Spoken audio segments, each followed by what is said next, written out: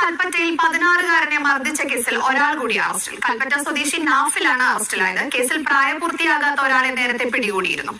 ഈ കുറ്റകൃത്യത്തിൽ നേരിട്ട് പങ്കെടുത്ത ആൾ തന്നെയാണ്. ഇന്നലെ നമ്മൾ ആ ദൃശ്യങ്ങളൊക്കെ വളരെ ഞെട്ടലോടെയാണ് കണ്ടത്.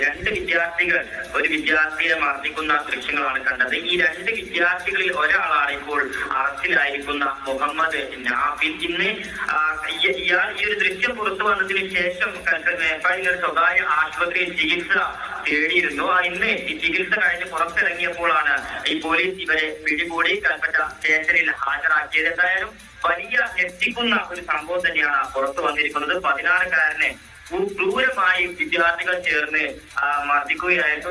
കഴിഞ്ഞ ദിവസമാണ് അതിന്റെ ഒരു വീഡിയോ ദൃശ്യമൊക്കെ തന്നെ പുറത്തു വന്നത്. ഇനിയും കേസിൽ ആളുകൾ പിടികൂടാനുണ്ട്. നമുക്ക് ദൃശ്യങ്ങൾ തന്നെ 3-4 പേരോ ചേർന്നുകൊണ്ടാണ് ഈ വിദ്യാർത്ഥിയെ മർദ്ദിച്ചത്. അപ്പൊ ബാക്കിയുള്ള എല്ലാവരും തന്നെ മൈനറാണ് എന്നുള്ളതാണ് മറ്റൊരു